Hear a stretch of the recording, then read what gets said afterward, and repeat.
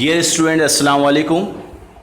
I am Tawqir, I am your physics teacher, and today I am going to teach you the first topic of the physics class 10th, which is wave and motion, and its first subtopic, which is called simple harmonic motion. Before starting the topic, first of all, I want to tell you about the vibratory motion. What is vibratory motion? What is vibratory motion? You know, you have read in the class 9 to and fro motion about the mean position. To and fro motion, for example, motion of a pendulum is known as the vibratory motion.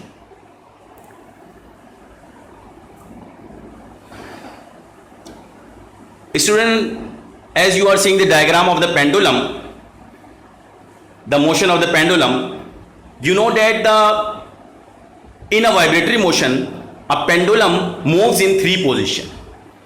The center position is known as the mean position, while this left position and right positions are both known as the extreme position. So they are known as extreme position, while the center position is known as the mean position.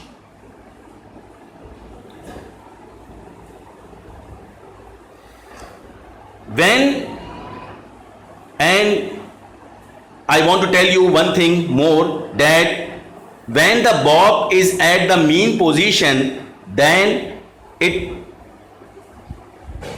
is at some height. It achieves some height. So when the bob is at the extreme position, then it means it is at some height. Height means it has some potential energy. Since potential energy is equal to mgh, potential energy depends upon the height. It also depends upon the mass and the value of g, but here we will consider that it depends upon the height. So as I have told you that at both the extreme position, the bob is at the maximum height. Since it has the maximum height, therefore it has the maximum potential energy at this position. While at the mean position, it has no height, therefore at this mean position, it has zero potential energy. Now, I want to recall you a thing, as you have read in the class 9 kinematics. If a ball is thrown upward, then at the maximum height, when the ball reaches at the maximum height, its velocity is equal to 0. And when the ball is moving downward, then just before touching the ground, its velocity becomes maximum. Similarly, when the ball is at the extreme position, then at that extreme position its velocity is 0. So both the extreme position, the velocity of the ball is 0, while at the mean position the velocity of the ball is maximum. And one thing keep in your mind, the kinetic energy depends upon the velocity as well as the mass, but in this situation the mass remains constant. So we will consider velocity only. The kinetic energy depends upon the velocity. So at the extreme position the velocity is equal to 0, therefore kinetic energy is also equal to 0 at both the extreme position. Kinetic energy depends upon the velocity. But at the mean position its velocity becomes maximum, therefore the kinetic energy also becomes maximum. Now listen, when the bob is at the mean position, it has zero displacement from the mean position, and when the bob moves from mean to extreme position, then it covers some displacement.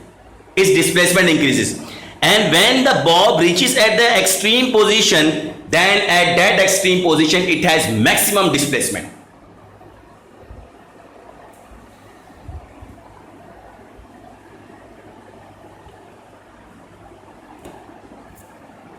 Now there is another example of the vibratory motion.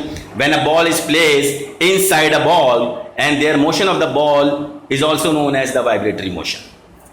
There is another example of the vibratory motion when a mass is attached to a spring, and when the mass moving forward and backward, then its motion is also known as the vibratory motion. Now let's see resolution of vector. As you have read in class 9, what is the resolution of vector? The process of splitting up a vector. The process of splitting up a vector, force is a vector quantity, into its component, rectangular component. Why they are called rectangular component? Because both the component makes an angle of 90 degrees. They are perpendicular to each other. So they are called rectangular components. So the process of splitting up a vector into its component, fx and fy, this process is known as the resolution of the vector.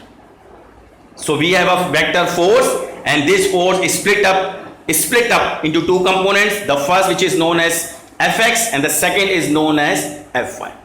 So this process is known as resolution of the vector. So they are called rectangular component because they are perpendicular to each other, or in other words, I can say that they makes an angle of 90 degree with each other.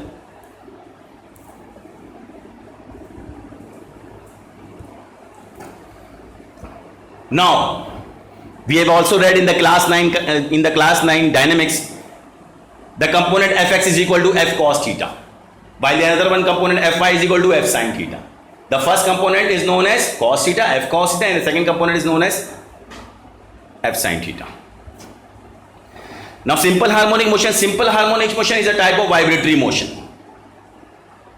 It is a type of vibratory motion in which the acceleration, since the body is moving, its speed is decreasing or increasing, therefore it has some acceleration, and that acceleration is directly proportional to the displacement. It means when the bob moves from the mean position to the extreme position, its displacement increases, and due to increase in its displacement, its acceleration also increases. So such type of motion is known as the simple harmonic motion. And when the bob reaches at the extreme position, then it covers maximum displacement from the mean position, therefore it has maximum acceleration.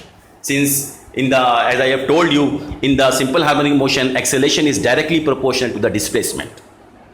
Now simple pendulum, what is simple pendulum? A simple pendulum consists of a thread, a long thread. One end of a thread is connected to a bob. What is bob? A metal ball. While the other end is connected to the support. This is called simple pendulum. And simple pendulum, the motion of the simple pendulum is known as a vibratory motion, and in a vibratory motion, the body always vibrates in three positions. The center position is known as mean position, while left and right positions are known as the extreme positions. When the bob is at the mean position, now listen. When the bob is at the mean position, the figure shows, as you are seeing in this figure, the bob is at the mean position. The two forces are acting on the bob. The first one is the tension, second one is the weight. Since bob is in the rest position, neither it is moving downward nor it is moving upward. So it means both the forces are equal. Weight is equal to tension,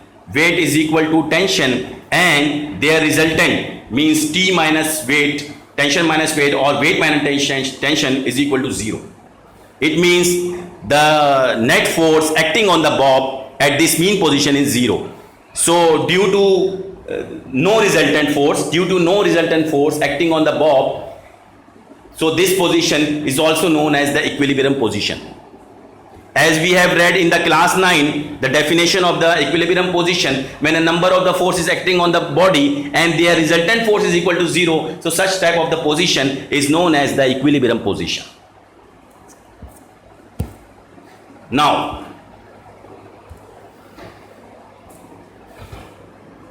this position is known as the mean position, while this position is known as the extreme position. So to move the bob in the vibratory motion, first of all we will apply an external force and bring the bob from mean to this extreme position.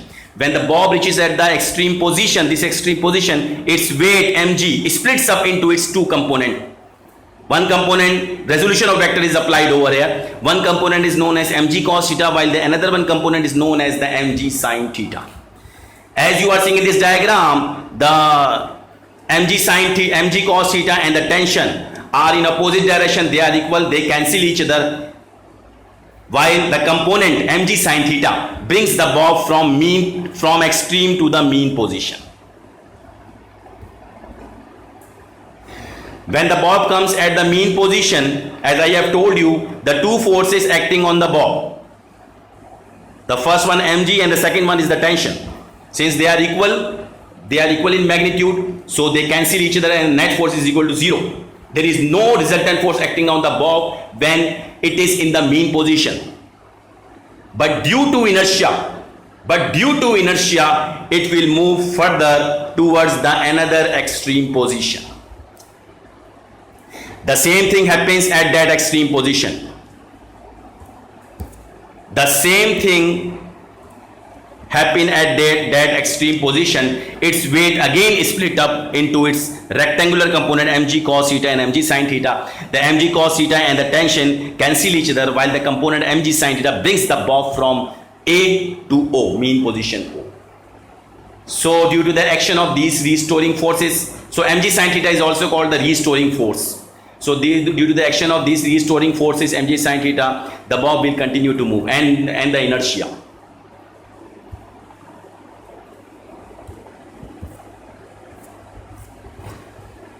Condition of the simple harmonic motion, there must be inertia, there must be inertia, there must be restoring force, and acceleration is directed towards the mean position.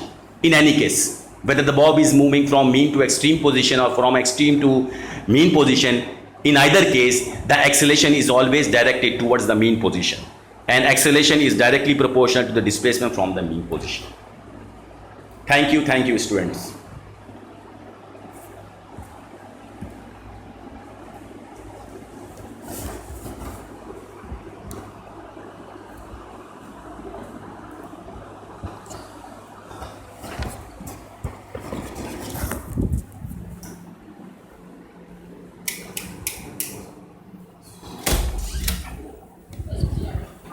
ये लो, करो कुछ, recording तो हो गई, कुछ करो ना, जान छूटे तो पागल हो गए।